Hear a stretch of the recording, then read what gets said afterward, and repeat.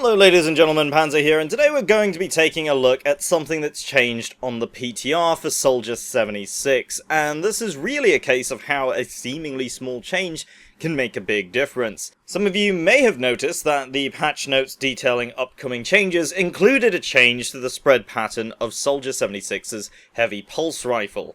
Now, in the current live build, the spread of the rifle is actually fairly large. The spread begins when firing continuously for 5 rounds or more, and this means that if you hold down the fire button, once the 5th round is fired, the spread of the rifle reaches its maximum.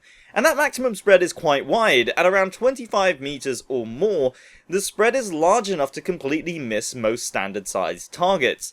This means that burst firing is far more effective in the current build. Squeezing off 3 rounds at a time means you can maintain peak accuracy at range, and this is especially important when trying to land those headshots and critical hits. After all, his rifle doesn't have the greatest per shot damage. It does a mere 17 points of damage at a maximum of 35 meters.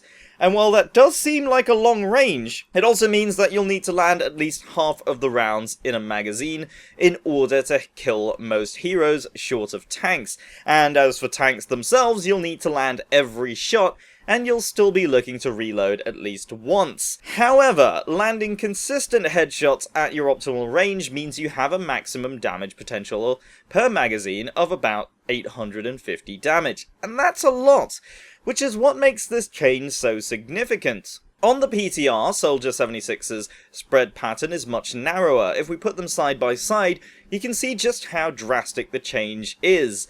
At 25 meters or more, you're not only more likely to actually hit the target, but you're much more likely to land those headshots too. Burst firing isn't even really necessary anymore, since the spread of the rifle, even at its maximum, is nowhere near wide enough to actually require it.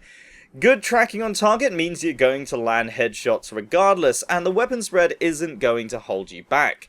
Now, the patch notes on the PTR state that the intention was to make burst firing feel more reliable, but it seems like the changes may have negated the need for burst firing entirely, since the spread pattern is much more negligible now.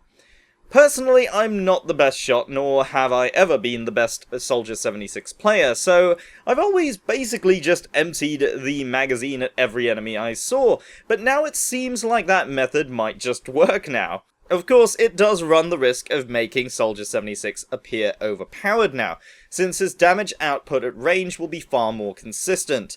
On one hand, the competitive side of Overwatch might see more players picking 76 as a result, but it's hard to know for sure. Across the board, however, 76 is going to be a much more viable character, not that he wasn't before.